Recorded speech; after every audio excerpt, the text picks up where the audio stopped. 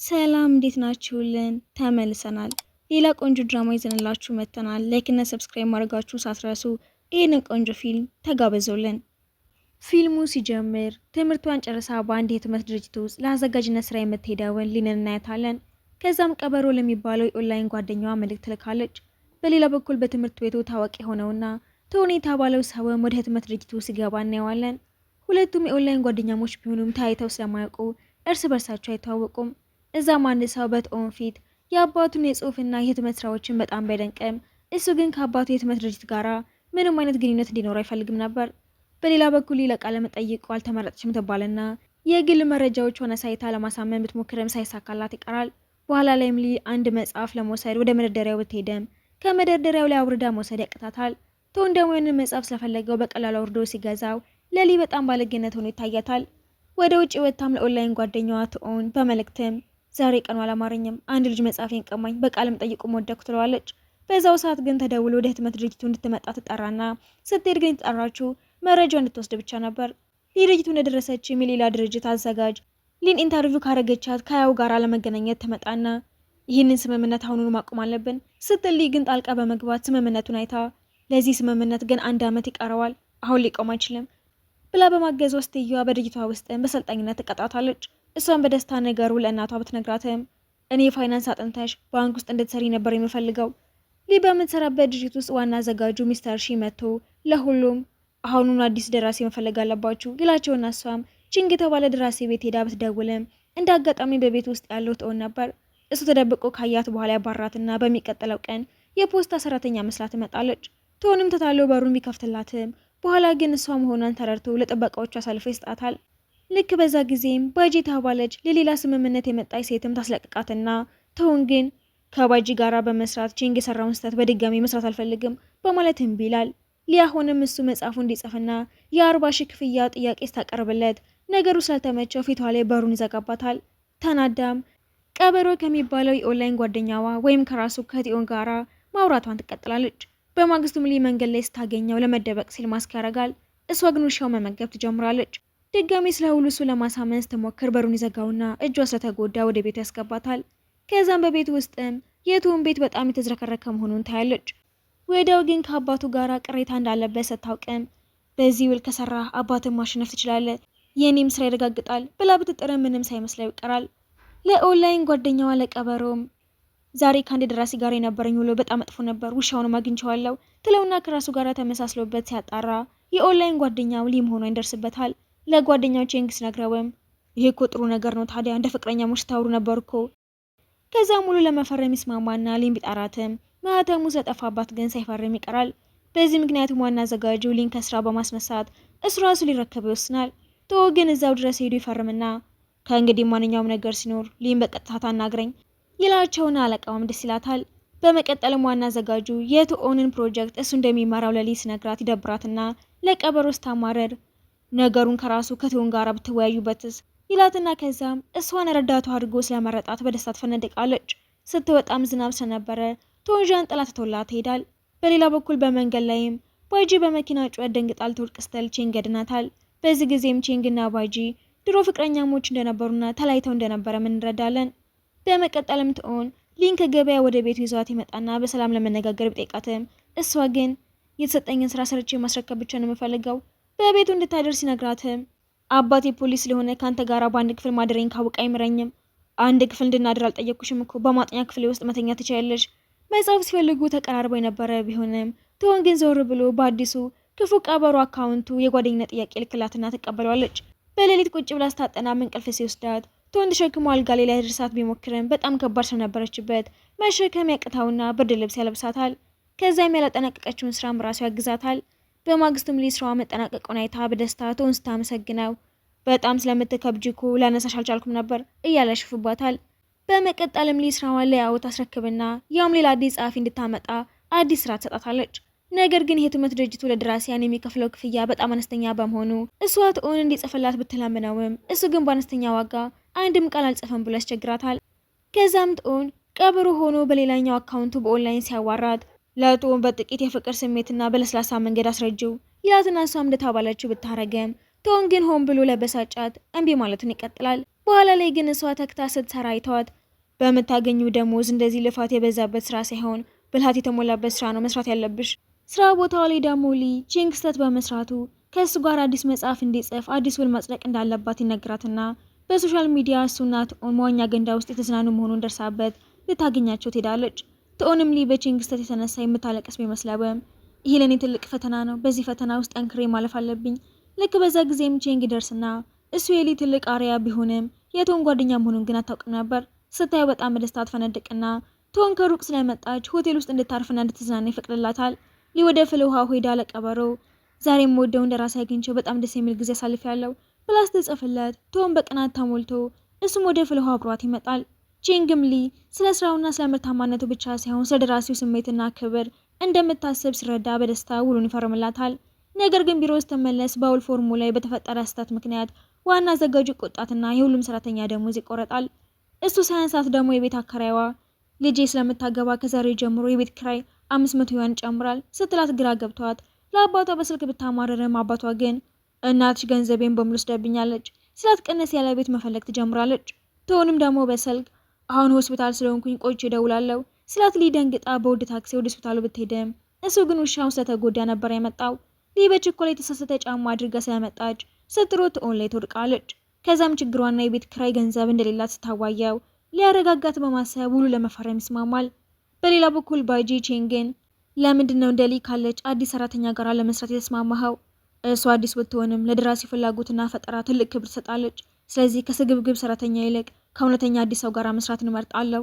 ሊ ደግሞ ትኦን ከአባቱ ጋር አስጨቃጨቅ አይታው ብቸኝነትን ስለሚመርጥ ባህሪው እንደዛ ይሆን እንጂ ክፉ ሰው እንዳልሆነ ትረዳለች።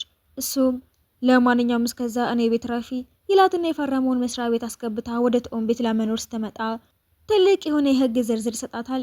በዝርዝሩ ላይም ሊ በሱ መጥፎ ባህሪ ማሳየት እንደማትችልና የእሱን የግል ፎቶዎችን ማየት እንደማትችል ይናገራል። ከዛ ደግሞ የዛሬዋ ጨረቃ በጣም ታምራለች ይላትና ወደ ቤት ስትመለስ ቀበሮን ነገሩን ጠይቃውና አንድ ወንድ ለሴት ጨረቃ ታምራለች ሲላት ይወዳታል ማለት ነው።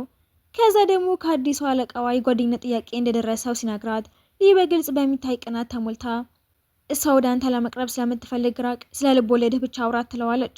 ከዛ ደግሞ ደውላ አለቄ እኮ ለመልእክቴ ምላሽ አልሰጠችኝም፣ ስራዋን በፍጥነት እንድታስረክብ አንተ ራስህ በቅታ መልእክት ላክላት ስትለው እሱም እንደተባለው ያደርጋል።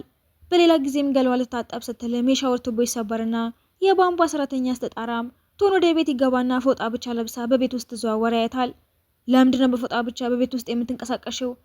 በኋላ ላይም ሊ ወደ አዲሷ አለቃዋ ስትሄድም እንደገና ልትለምናት የመጣች መስሏት በክፉ ባህሪ ብታናግራትም የውል ማቋረጫ ደብዳቤ ልትሰጣት ስለነበረ ትደነግጣለች። ወደ ትኦን ቤት ስትመለስም በሩን ሳልከፈተላት በሩ ላይ ጭስ ትፈጥርና በሩ ሲከፈትም በስህተት እሱ ላይ ትወድቃለች። የትኦን ስሜት ጥሩ ስላልነበረም እራት ጋብዝሃለሁ፣ በሚቀጥለው ልብ ወለድህ ጎበዝ ጸሐፊ መሆንህን ለአባትህ ታስመሰክራለህ ትለዋለች። አይስክሬም ሲበሉም በስህተት ሁለቱም አንዱን አይስክሬም በአንድ ላይ ይጎርሳሉ። በሌላ ቀንም በሊ አማካኝነት ቺንግ የሚመጣና ሶስቱም ለምሳ ሲገናኙ ቺንግና ትኦን እርስ በርስ መፎካከር ጀምራሉ። ትኦንም ቺንግን ለምንድነው እንደታዳጊ ወጣት ተውበህ የመጣኸው?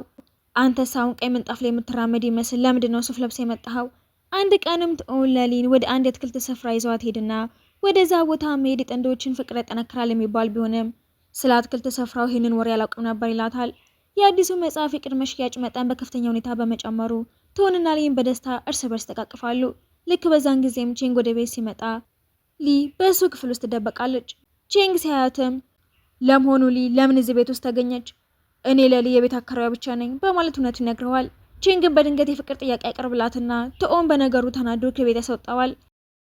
ትኦን ቤት ውስጥ ጠብቃት ሆን ብላ ዛሬ ማታ ወደ ቤት አልመጣም ብላ መልእክት ብትልክለትም እሷ ግን በሩ ላይ ነበረች። ትኦን ወደ እሷ ተጠግቶ ማንኛውም እርዳታ ካስፈለገሽ አደርግልሻለሁ፣ ከዛ ደግሞ አንድ መጽሐፍ ብቻ ጽፋ የጠፋችው ሀንግ የተባለች ደራሲ እናያለን።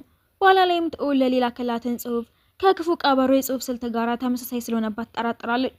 እውነቱን ለማረጋገጥም ቁርጭምጭሚቴን ታመምኩኝ ብላ መልእክት ትልክለታለች። ትኦን መልእክቱን እንዳየ በፍጥነት ሊል ጠይቃት ይመጣና ትዝ ስለው ነገሩን ለመቀየር ጫማሽን ላይልሽ ነበርኩ የመጣሁት።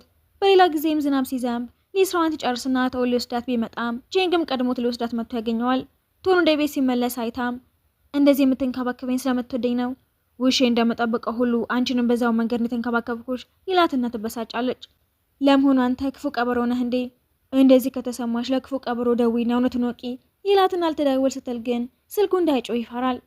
ነገር ግን እሷ በዚህ ነገር ራሴ ማስጨነቅ አልፈልግም ብላ መደወሉን ትተዋለች።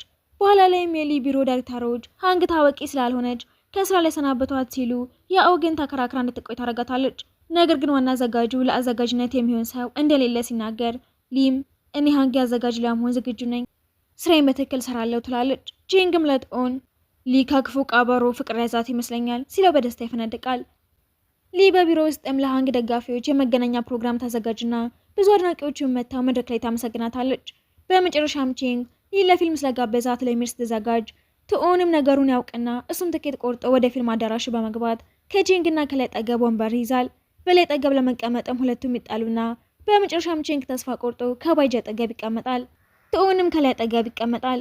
ፊልሙ ሲያልቅም ከአዳራሹ ሲወጡ ከቺንግ አፍ አምልጦ ሊ ክፉ ቀበሮን ለ3 ዓመታት ያህል ታውቀዋለች እኮ ይልና እሷም ለቺንግ ይህንን ስላልነገረችው ትደነግጣለች።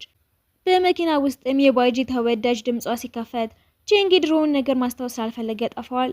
በሌላ ቀንም የትሆን አድናቂዎች እሱን እየጠበቁት በመዘግየቱ ሊባረሩ ሲሉ ሊ በፍጥነት መታ ይቅርታ ጠይቃቸውና ይደብረዋል። ቆይታም ሊ ትኦንን ጎበዝ ከሆነችው ከባይጂ ጋር ውል ብትፈርም ውሳኔን አከብራለሁ ትለውና ለድርጅቱ ሰራተኞችም እሱ ከእነሱ ጋር እንደማይሰራ ስትነግራቸው እንድታሳምነው ይጠይቋትም እሷ ግን የድራስነት ውሳኔውን አከብረዋለሁ። በማግስቱም ሊ ወደ ቤተሰቦቿ ቤት ለመሄድም አውሮፕላን ማረፊያ ስትደርስም ትኦንም ሸኛት ይመጣል። ቤቷ ስትደርስም እናቷ ለፍቅር ቀጠሮ እንድትሄድ ታስገድዳትና ቺንግሊንን ፎቶ አይተው ለትኦን ሊ ተኳኩላ የሆነ ቦታ እየሄደች ነው፣ በእርግጠኝነት ድብቅ ቀጠሮ አላት ይለውና እሱም እዛው ቦታ ደርሶ ከሌላ ወንድ ጋር ያያታል። ነገር ግን ሊ ራሷን አስቀያሚ አድርጋ ለማቅረብ እየሞከረች ነበር። ትኦንም እንዳስተናጋጅ ሆኖ ቀርቦ ያናግራታል። በሌላ በኩል ባይጂ በቤቷ ውጪ ራሷን ትስትና የፖስታ ሰራተኛ አይቶ ሆስፒታል ውስጥ ያስገባታል። በድንገተኛ ስልክ ቁጥሯ ላይ የቺንግ ስም ስለነበረ ዶክተሩ ደውሎለት ራሱ ሊንከባከባት ይመጣል። ባይጂም ለቺንግ ይህንን ሁሉ ማድረግ እንደማያስፈልገው ስትነግረው ድሮም እኮ በአንድ ቤት ውስጥ አብረን እንኖር አልነበረም እንዴ? ምን ችግር አለው? ይላትና በፈገግታ ትሞላለች። በሌላ በኩል ደግሞ ትኦን ስሟን ሳይጠቅስ ስለ ሊ ማህበራዊ ሚዲያው ላይ ይጽፋል። ሊ ጽሑፉን ስታይ ሰሞኗን ተረድታ ትኦንን ስጠይቀው እሱም አዎንታዊ ምላሽ ሰጥቶ በሀፍረት ወደ ክፍሉ ይገባል። በቴክስትም ስሜትን ከገለጽክ በኋላ የተጸጸትክ ነው እንዴ ስትለው ትኦን በሩን ይከፍተዋል። ሊ ወደ ውስጥ ገብታም ፍቅራቸውን ይገላለጻሉ። እኔ አንድን ሰው ሰው ወደ መጀመሪያ ነው ደግሞ ማልቆጭም ይላታል። በቢሮ ውስጥም ያለ ሊ የሷ መጽሐፍ ከዚህ ቀደም 2 ጊዜ ስለከሸፈ አሁን እሱ ማስታወቂያ ያንቺ ኃላፊነት ነው የሚል መመሪያ ትሰጣታለች። በምሳ ሰዓትም ትሆን ለሌሎች ሰራተኞች እኔ አሁን ከፍቅረኛ ጋር ምሳ ብላለሁ ካለ በኋላ ማንነቷ እንዳይታወቅ እኔ ስለማተሚያ ቤቱ አካባቢ ብዙም አላውቅም የሚል ሰበብ በመስጠት ሊን ይዘዋት ይወጣል። በኋላም ሊና ባይጂ ሚስተር ሎን ለማግኘት ሲሄዱ መኪና ቢበላሽም አብሮ ይጠግኑታል። በማግስቱም ትኦን ናውን ከልክሎ ሊ ልፍት ይሰጣት ደስ ይላታል። በኋላም ቺንግ ባይጂን አግኝቶ ቀይ ሮዝ አበባ እየሰጣት ባለፈው የቫለንታይን ቀን አበባ ልሰጥሽ አልቻልኩ ነበር፣ አንድ ቀን አበባ እንደምሰጥሽ ቃል ገብቼ ስለነበር አሁን እየሰጣሁሽ ነው በማለት ፍቅሩን ይገልጽላታል። ትኦንም ለሊና አንድ መጽሐፍ በመስጠት በድብቅ የሚያወራት ቅጽል ስሙ ቀበሮ እንደሆነ ሲነግራት ይህንን ስሜቱን ለምን ይህን ያህል ጊዜ ደበቀኝ በሚል ተበሳጭታ ከቤት ትወጣለች። ትኦን ስህተቱን ተረድቶ ይቅርታ ከመጠየቅ ይልቅ አንቺ ወደ ቤት መመለስ አለብሽ፣ በአንቺ ምክንያት እኔና ውሼ ምግብ በአግባቡ መብላት አልቻልንም ቢላትም በኋላ ላይ ግን ንግግሩ ስህተት እንደነበረ ይረዳል። ሊያ ይቅርታ ደብዳቤ ካየች በኋላ ለቀበሮ ይቅር ብያለሁ የሚል መልእክት ልካለች። በማግስቱም ትኦን እኔ ሁልጊዜም የቫለንታይን ቀንን ካንቺ ጋር አከብራለሁ፣ ሁልጊዜም ደስተኛ ያደርግሻለሁ ብሎ ቃል ገባላታል። ቺንግን በበኩሉ ለባይጂ በጣቷ ላይ ቀለበት ያደርግላታል። በሃንግ መጽሐፍ ላይ ስጦታዎች ባለመድረሳቸው ችግር ሲፈጠር ሚስተር ሊዮን ሊን ከስራ ያግዳታል። ትኦን በቦታው ደርሶ ሊን ይዘዋት ይወጣና ያም ለሊዮን አንተ ይሄንን ያደረግከው በኤዲተሩ ቃል ተመርታ ነው፣ ነገር ግን ይሄ ለድርጅቱ ጥሩ አይደለም ብላ ተመክረዋለች። ቺንግን ባይጂን ለምንድነው ሉን ምክትል ፕሬዝዳንት እንዳደርገው የነገርሽኝ? ሁሉንም ነገር ለምን አትነግሪኝም ብሎ በመጠራጠሩ ባይጂ ቀለበቱን ጥላበት ስትሄድና እውነቱን ሲረዳ መጸጸት ጀምሯል። ባይጂም አንተ ከዚህ በፊት አታምነኝም ነበር፣ እኔ ሁልጊዜ ማስረዳት ሰጥቶኛል። ቺንግ ግን ለሁለተኛ ጊዜ ድል እንዲሰጠው ይለምናል። ቶም ቺንግን አግኝቶ ባይጂ ባንተ እንድትደነቅ ከማው ጋር አብረህ መስራት አለብህ ይለዋል። ሁሉም ሬስቶራንት ሲሄዱም ባይጂ ትኦንና ሊንን ለማሸማቀቅ ትኦንና ሊ በጣም ደስተኛ ጥንዶች ከሆናችሁ ታዲያ ለምን ተራረቃችሁ ብላ ጠይቃቸዋለች። በመጨረሻም ሁሉም ወደ የቤታቸው ይሄዳሉ። ያለ ስራዋ ቅድሚያ በመስጠቷ ምክንያት ባሏ ልጅን ወደ ሌላ ክፍል ከሰደደው በኋላ አንቺ ሁልጊዜም ለስራ ነው ቅድሚያ የምትሰጪው፣ ስለዚህ እኔ ፍቺ እፈልጋለሁ ይላታል። ያ በነገሩ ባሏ ሌላ የፍቅር ግንኙነት እንዳለ ብጠረጥርም እሱ ግን አንቺ ሁልጊዜም ጥፋቱን በሌሎች ላይ ነው የምታሳብቢው በማለት ይወቅሳታል። በሌላ በኩል ትኦን ሺን የምትባል ታዋቂ ሴት ላገኛት ሲሄድም ሺ ለረዳቷ እኔ ትኦን ከረጅም ጊዜ በፊት ወደው ነበር፣ አሁን የሷን ቦታ ለመውሰድ ዝግጁ ነኝ በደበቅ የተነሳውን ፎቶ ተጠቅማ እሱን ፍቅረኛዋ እንደሆነ ለማስመሰል ብትሞክርም ሊ ግን እኔ ባንታ ላይ ሙሉ በሙሉ እምነት አለኝ። ባይጂና ቼንግም እንደ አዲስ ለመጀመር ሲሞክሩ ቼንግ የሰጣት ሰዓት ላይ ባለቤትነቷ እንድታረጋግጥ አንቺ የዚህ ሰዓት ባለቤት ከሆንሽ ብቻ ነው እኔ ይህንን ሰዓት ከአንቺ ልቀበል የምችለው ይላታል። ይህ ደግሞ የልጇን የማሳደግ መብት ለማግኘት ከጠበቃ ጋር ትገናኛለች። በሌላ በኩል ከትኦንና ከሊ ጋር ስብሰባ ስታረገም ሊ ራሷን እኔ የሷ ኤዲተር ነኝ ብላ ብታስተዋውቅም ግን መከራከሯን አላቆመችም። በመቀጠልም ቼንግና ትኦን የተራራ መውጣት ውድድር ሲያረጉ ሊ ስለደከማት ትኦንም አንተ ቀድመ ሂድ እኔ ትንሽ አርፋለሁ ብትለውም እሱ ግን እጇን ይዟት አብሯት ይሄዳል። ተራራው ጫፍ ላይ ከደረሱ በኋላ ማሳ ላይ ጠምዶ ቢሞክረውም ሳይሳካላቸው ቀርቶ ከሌላ ሰው ይገዛሉ። በዛው ምሽትም ባይጂ እንደ እናቷ የምታያት ሚስሉ መሞቷን ሰምታ ታዝናለች። ቼንግም ሀዘን ላይ ያለችውን ባይጂ ለማረጋጋት ከሚስሉ ሞት ሀዘን መውጣት አለብሽ፣ እኔ ሁልጊዜም ካንቺ ጎን እቆማለሁ ብሎ ቃል ይገባላታል። ነገር ግን እቅዷን ለመቀጠል ቶም ባለበት ክፍል ውስጥም እኔ እወድሃለሁ እሱ ግን እንደማይፈልግ ስነግራት የአንተና የሊን ፍቅር ግንኙነትን ይፋ አድርግባቸዋለሁ ስምህንም አጠፋዋለሁ ብላ ብታስፈራራውም እሱ ግን እኔ የሚያንቺ እውነተኛ ማንነት በማህበራዊ ሚዲያ ላይ አጋልጠዋለሁ በማለት ይመልስላታል። በነጋታም ትኦን በቲቪ ቃለ መጠይቅ ሲያደርግም ጠያቂው መጽሐፍትህን የምትጽፈው ከአባቱ መነሳሳትን አግኝተህ ነው ቢለው መልስ ሰጠው ሲቀር በራሱ አይጽፍም አባቱን የሚጽፍለት የሚል ወሬ እንዲወራና ተመልካቾች እንዲጣሉት ያደርገዋል። ሚስተር ሊዮንም ድርጅቱን ከችግር ለማዳን ትኦንና ሊንን ከቢሮ ለማባረር ሲያስብ ሰዎች ደግሞ ሊ በድብቅ የዚህ ነገር ተጠቃሚ ናት ብለው ያሟታል። የሊ እናትን በስልክ ደውላ ሁልጊዜም ጠንካራ መሆን አለብሽ ብላ ታበረታታለች። ሁኔታው ግን ከባድ ይሆንባታል። በመጨረሻም ዋናው ኤዲተር ድርጅቱን ሊለቅ ሲለም ሊ ወደ እሱ ብትሄድም እሱ ግን በግልጽ እኔ አንቺና ትኦን ጨርሶ አልወዳችሁም በማለት ጥላቻውን ገልጽ ይሸኛታል። ናው ድርጅቱን ጥላ ልትሄድ ስትልም ሊ አንቺ ስለ ራስሽ ብቻ ሳይሆን ስለ ድርጅቱን ማሰብ አለብሽ፣ ደግሞም እዚህ ድርጅት ጋር የውል ስምምነት ፈርመሻል ስትላት ሀሳቧን ትቀይራለች። ከዚህ በኋላም ሁለቱም ባንድ ላይ ሆነው የተለያዩ ደራሲያንን ከድርጅታቸው ጋር ያላቸውን ውል እንዲያቋርጡ ለማሳመን ይጥራሉ። አንዳንዶቹ ደራሲያን ጥያቄያቸውን ውድቅ ቢያደርጉትም የተወሰኑት ግን በሀሳባቸው ተስማምተው ስራቸውን ይቀጥላሉ። በሌላ በኩል የትኦን አባት ያደረከው ነገር ሁሉ ትክክል ስለሆነ ስም አይጠፋም። በዛኑ ሰዓትም የአባቱ ቃለም ጠይቅ ፕሮግራም በቲቪ ላይ ይተላለፋል። እኔም ሙሉ በሙሉ ልጄን ደግፈዋለሁ። አባቱም ልጁ ምን ያህል እንደሚደግፈው በፊቱ ማሳየት ስለማይፈልግ ወዲያውኑ ክፍሉን ጥሎት ይወጣል። አባቱ ከክፍሉ ከወጣ በኋላም የትኦን እናት ስላንተ መጥፎ ወሬ ከተሰራጨበት ቀን ጀምሮ አባት የእነሱን ሰዎች ትውውቅ ተጠቅሞ ይህንን ቃለም ጠይቅ አስቀድሞ አዘጋጅቶ ነበር ትለዋለች። እሱም ከዚህ ፕሮግራም በኋላ አድናቂዎቹ ጥሩ አስተያየት የሚሰጡት መስሎት ነበር። ነገር ግን ነገሩ በተቃራኒ ሆኖ ሰዎች በአባቱ ላይም ጭምር መጥፎ ነገር መናገር ጀምራሉ።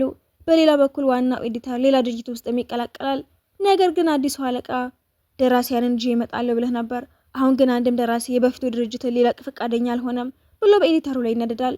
ከጥቂት ጊዜ በኋላም ቼንግ ለትኦን ድጋፍ የሚሆን ጽሑፍ በማህበራዊ ሚዲያ ላይ ስለጥፍ ሊም ለሱ ደውላ ሁልጊዜም ተረጋግተህ ተቀመጥ ትለዋለች።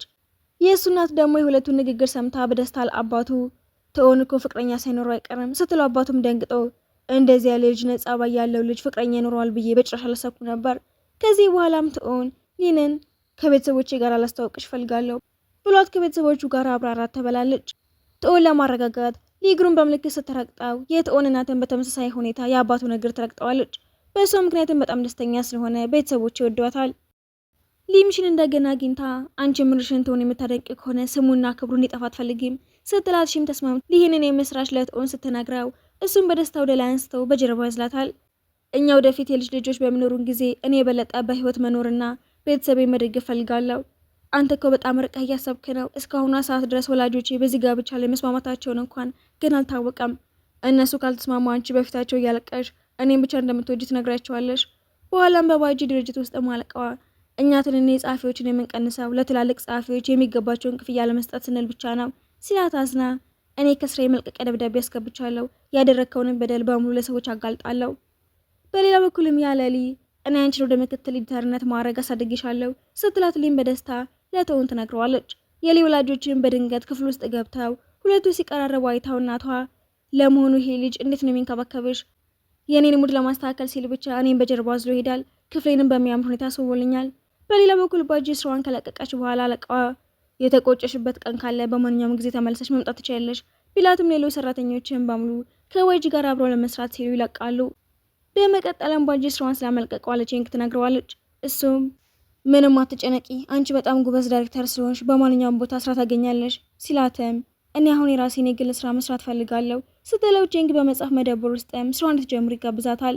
በሌላ በኩል ሚስተር ሊዮን ወደ ሊ መጥቶ ይህንን የውል ስምምነት በትኦን ማስፈረም አለብሽ ቢላትም ሊ ግን ብዙም ትኩረት ሳትሰጠው ትቀራለች። ትኦን ቤት ውስጥ ሆኖ አባቱ ሽልማት ሲቀበል የሚያሳየውን ቪዲዮ ሲመለከት ሊም በቦታው ደርሳ አሁን ሽልማት በማግኘት ደስተኛ ልትሆን ይገባል ትለዋለች። ሊዮንም ትኦንን ውሉ እንዲፈርም ቢጠይቀውም እሱ ግን ሊዮንን በንግግር ስላበሳጩት ክፍሉን ጥሎ ይሄዳል። በኋላም ትኦንና ሊ ወደ ሽልማት ስነስርዓቱ ሄደው ባጂና ቼንግም አብሯቸው ሄዳሉ። የትኦን ስም ለሽልማት ተጠርቶ ሲበቃ የአሸናፊነቱን ሽልማት ሊሰጠው የመጣው እራሱ አባቱ ነበር። አባቱም ከሊ ወላጆች ጋር ስለ ጋብቻቸው የምንነጋገርበት የጋራ ስብሰባ ማዘጋጀት ፈልጋለሁ። ትኦንም ወደ ወንበሩ ተመልሰው ሊን በፍቅር ያያታል። በነጋታው ጠዋትም ሊ ለትኦን ቁርስ የሰራችለት ከሱ ውሻ ጋር ሲጫወቱ እሱም እሷን የማግባት ፍላጎቱ ይጨምራል። በሌላ በኩል ቼንግም ባጂን የማግባት ጉጉት ያድርበታል። ከዛም ሊ ለሊዮን በመጀመሪያ ያንን ያጋራኸውን መጥፎ ጽሑፍ ማጥፋትና በሰዎች ፊት እውነቱን ግልጽ ማድረግ አለበት ትለዋለች። ትኦንም ያገኘውን ሽልማት ለሚስተር ሻው ያበረክትለታል። ሁለት ወንዶችም ለፍቅረኞቻቸው እንዴት የጋብቻ ጥያቄ ማቅረብ እንዳለባቸው በአንድ ላይ ይወያያሉ። ቼንግም ለትኦን እኔ ከዚህ በፊትም ቢሆን ስለ ባጂ በጣም ቁም ነገረኛ ነበርኩ፣ ስለዚህ አስቀድሜ ቀለበት ገዝቻለሁ። ለመሆኑ አንተ ለሊ ቀለበት ገዝተሃል ብሎ ይጠይቀዋል። እሱም ባጂን ይዟት በመሄድም የጋብቻ ጥያቄ ያቀርብላታል። ትኦንም ለሊ የገዛውን የጋብቻ ቀለበት በውሻው አንገት ላይ ቢያስረውም ውሻው ቀለበቱን ያጠፋዋል። በኋላም ትኦን ቀለበቱን ከስፍራው ስር ፈልጎ ያገኘዋል። በአዲሱ ዓመት ፓርቲ ላይም ትኦን ቀለበቱን አውጥቶ ለሷ የጋብቻ ጥያቄውን በፍቅር ያቀርብላታል። በሌላ በኩል ሃንግም ለዋናው ኤዲተርም በአንተና በሊ መካከል ያለውን ልዩነት ምን እንደሆነ ታውቃለህ? ሊ ሁልጊዜ የምትመለከተው የጸሐፊውን ተሰጥኦ ሲሆን አንተ ግን የምትመለከተው ገንዘብ ብቻ ነው። ሃንግም ያንን እንድታገባ ቢጠይቃትም ያ ግን እኔ ብቻዬን ብኖርም ስራዬን በጣም ወደዋለሁ ትላለች። ከ2 ዓመት በኋላም እነ ሊ የምታምር ሴት ልጅ ይወልዳሉ። ሊ የድርጅቱ ዋና ኤዲተር ለመሆን በቅታለች። ሁሉም ጥንዶች በፍቅር በስኬትና በደስታ አብረው ሲኖሩ እያሳየን ፊልሙ ይጠናቀቃል።